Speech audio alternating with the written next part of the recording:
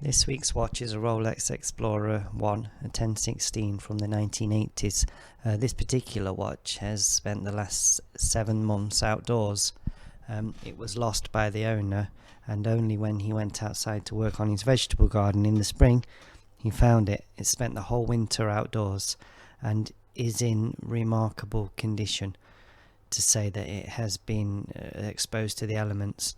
The oyster case has done its job. No moisture has got inside. It's just dirty. There's quite a lot of dirt through the bracelet and caked onto the outside of the bezel.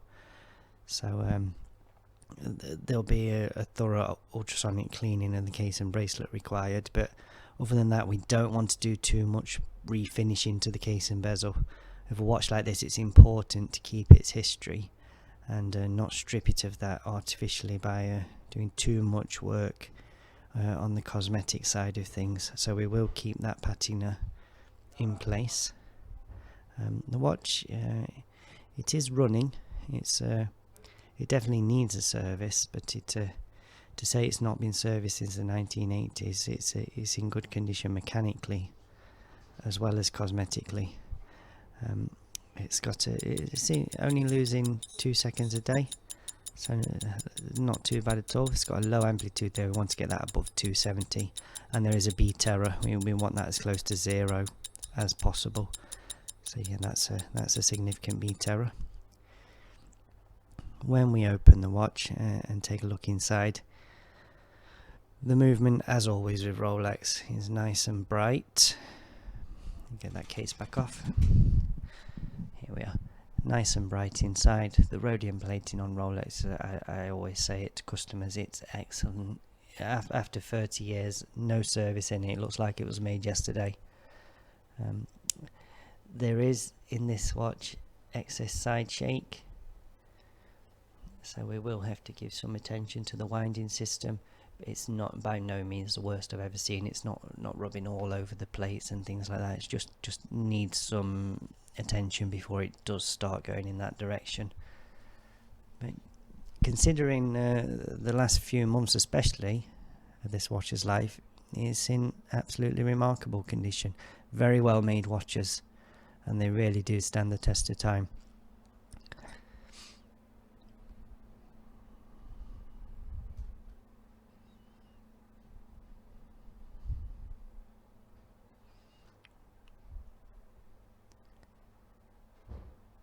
So we pop the movement out of the case, and the dial, other than it's gone slightly shiny around the 1 and 2 o'clock markers, where the rest of the dial is more matte. I'm not sure what would cause that, but other than that, the dial's in pristine condition. So we protect that under there. Here's the movement under the microscope. You can see there is a bit of dirt in there. It's amazing how things do get inside the case.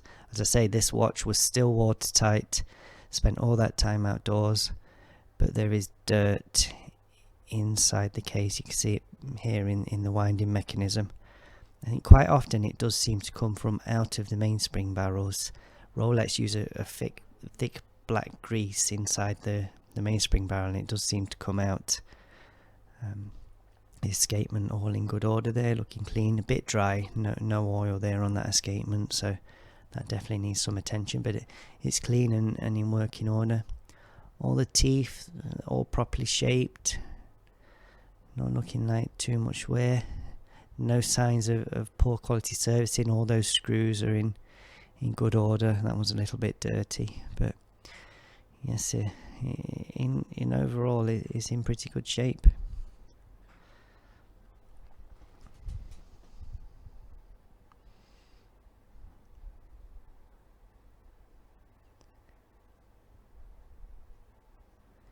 No signs of wear from the rotor. As I say, we will give that rotor some attention. Here we see all the dirt pouring out as soon as we put that in the ultrasonic cleaner. Obviously this is sped up, but that's about 20 minutes in the ultrasonic cleaner. But from perfectly clean water to very, very dirty water, and that's a sign that this was left out for so long. buried in mud, basically. It's still dirty in there, so what we're going to do is change this water and have a nice fresh tank again, and rinse it again, give it a second rinse. We can just, this again is sped up, you can just see a few little bits of dirt still working their way out of the oyster bracelet, especially when they've got hollow links. They do hold dirt, so it does take a while to get it clean.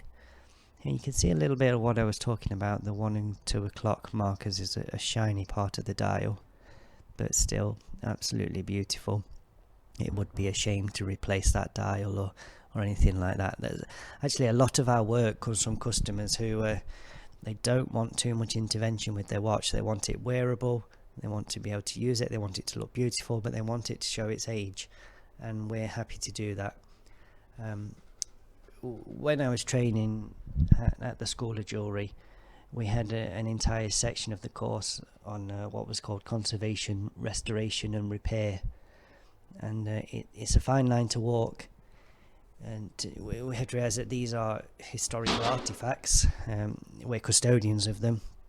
You cannot strip away too much history. Now, a lot of the brands, they do want to change dials, change bracelets, and the customer doesn't always want that. So we're happy to work with the customer and tread that line to come up with a good finished article where we have a nice usable watch that shows its age in a nice way. And we don't strip away the soul of the watch during repairs and servicing. It can be a tricky line to walk, especially when you're trying to restore functionality, but we do work with the customer and discuss what should be done and how far we should go, and we do come up with a good result in the end. There you go. Likewise, the rest of the movement under the dial is in excellent condition. Here we are proceeding with stripping it.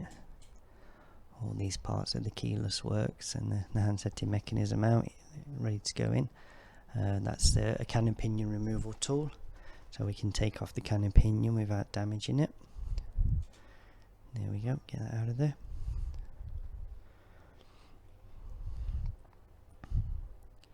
And we carry on stripping the watch, and it goes into these cleaning baskets before it'll go into the cleaning machine. We'll give it 2 or 3 passes through the cleaning machine just to make sure it's in a absolutely pristine condition.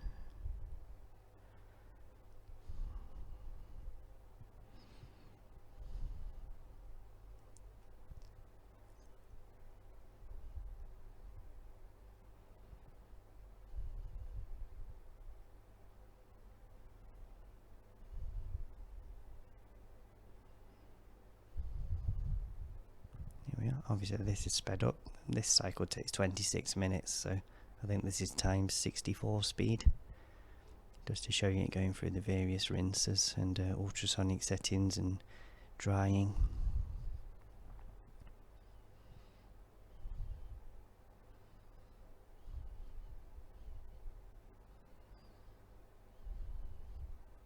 Now this is oil in the escape wheel.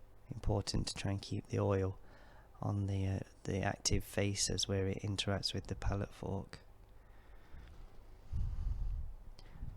Now further on with rebuilding the movement, getting this winding wheel back in place.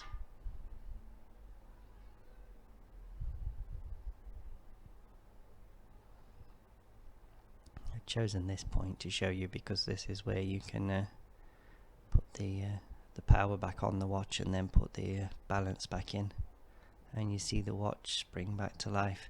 It can be quite a rewarding part of the job, especially when the watch isn't running when it comes in and you bring it back to life.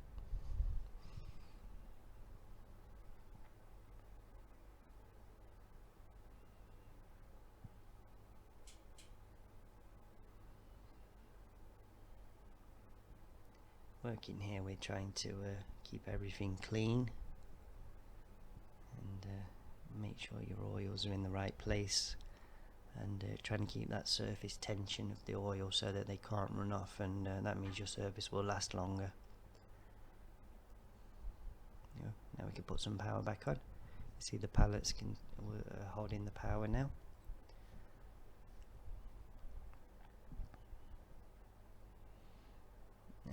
we put this balance wheel back in, it should spring to life.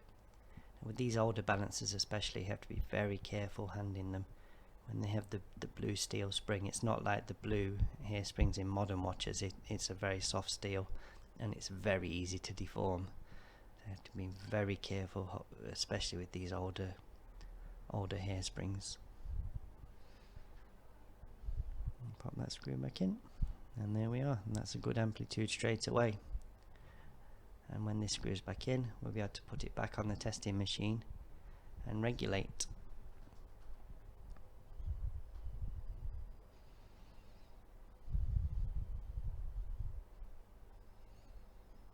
Here we are, back on the testing machine, and we've still got that beat error, but we've got an amplitude over 276 degrees now. That's when your watch will run at its best. All positional errors and anything like that are all ironed out at over 270 degrees. It's a sign that there's less friction in the movement, the power's transferring through nicely.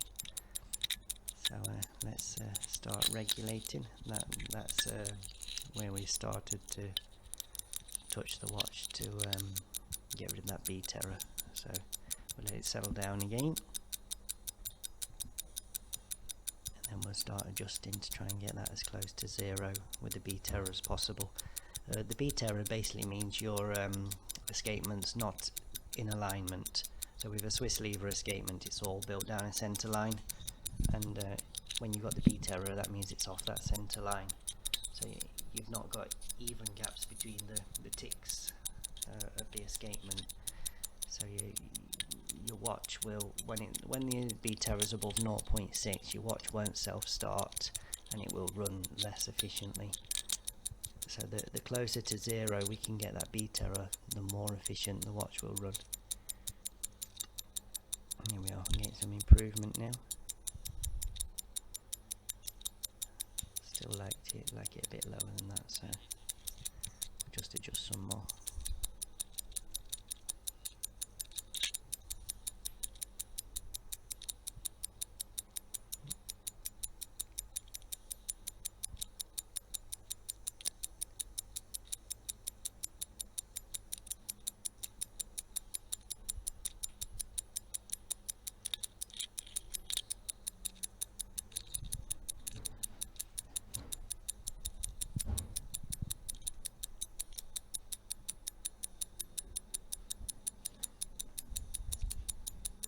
Right, that's looking much better.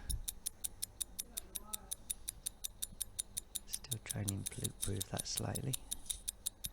Let it settle down.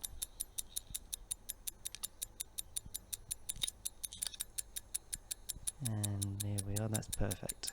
I've got one nice line. And we just let that settle. And we got that 277 amplitude, no beat error. For a watch of this age, getting on for 40 years old, that is an excellent result of the service. We're gaining plus 6 seconds a day, so we're just outside of the chronometer test for a 40-year-old watch to gain plus 6 seconds a day. I think that is a very good result. Now this is oiling the reversers. So this fluid is a mixture, it's about 104% ratio of oil to an alcohol that will flash off. So this basically allows you to oil the reversers with a very fine film of a very thin oil.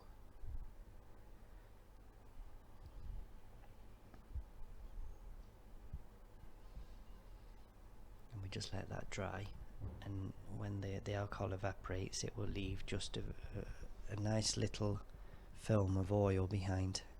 Allows your reversers to run very smoothly without blocking up.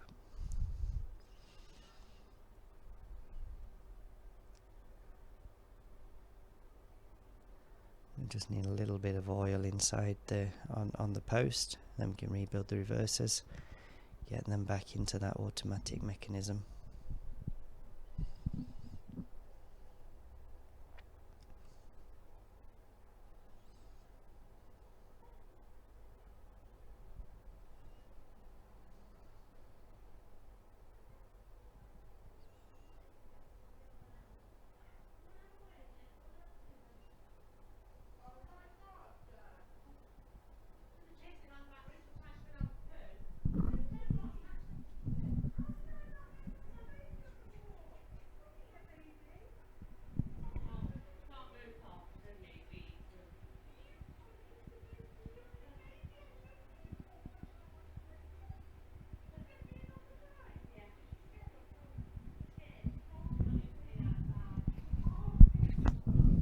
here we are putting the hands back on. You see we've switched to the plastics tweezers so we don't damage the hands. Again, we're trying to keep everything original. These hands, they can sell for over £500 for a set of hands, so it's very important to keep the originals in perfect order. We don't want to be causing any damage when we're working on a watch, so we're always thinking about what we can do to minimize the risk of any damage. So yeah, these tweezers are, you get a bit less control with them, so I don't like to use them all the time, but when we're using when we're putting the hands on it, I like to use them.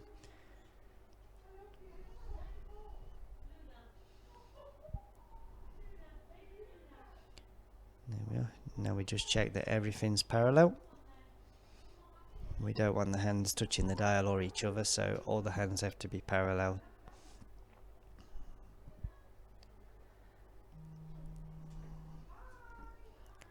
And now for the second hand.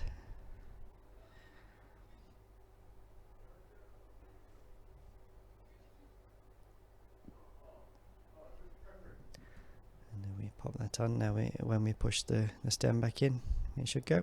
And here we are, nicely running.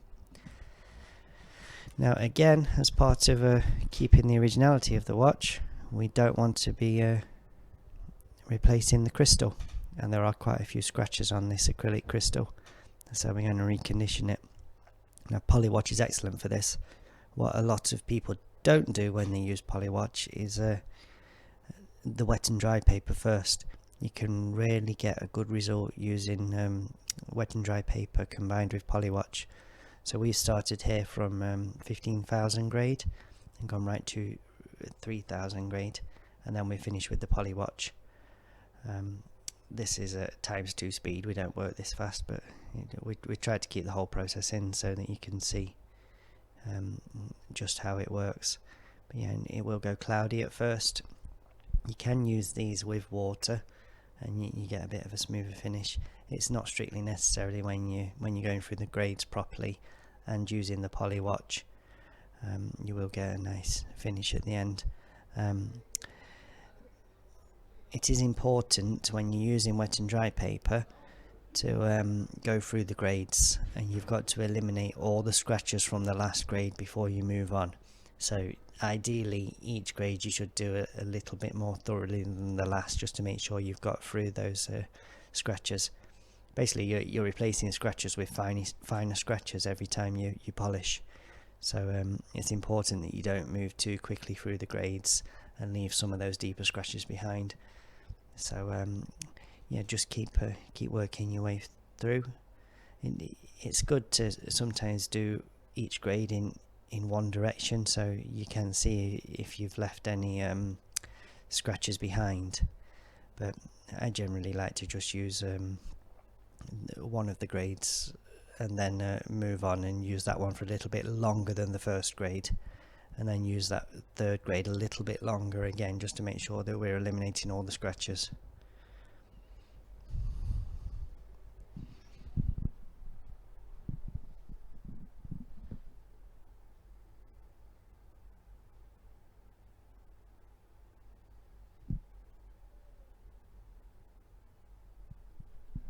You can see now with the 3000 grade it's already getting a bit clearer. And this Polywatch is absolutely excellent. You don't need much, just a small amount on there, and we just use a soft paper to rub it in for a few minutes, and the crystal will look excellent. Now I've again not gone too far with this, left some of the deeper scratches in. If you want to, you can get a crystal looking like brand new using this method. I think this is a good solution. Again, treading that line of how far do you go when you servicing or restoring a watch. I think here we've kept the originality, but improved the condition of the watch. Some customers don't even want this doing, they just want the watch to be cosmetically as it was when it came in, and we're happy to do that too. But I think on this occasion this nice polish to this original acrylic crystal, we get a good improvement to the look of the watch without stripping away originality.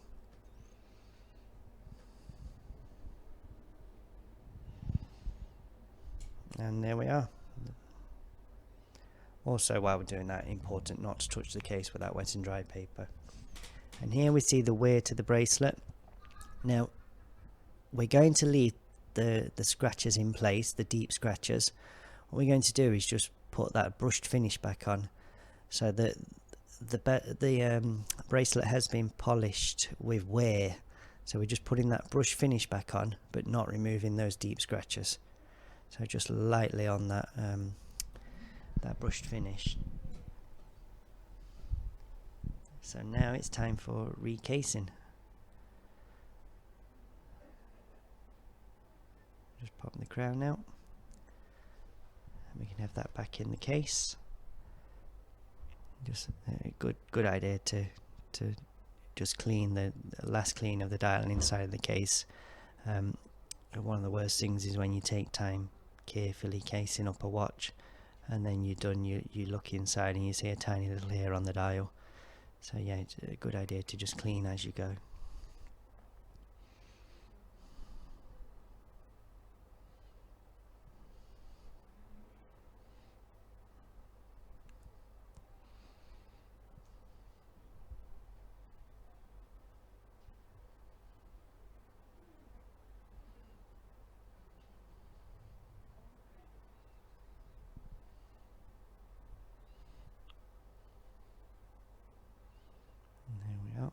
Nice and clean now, everything out of there.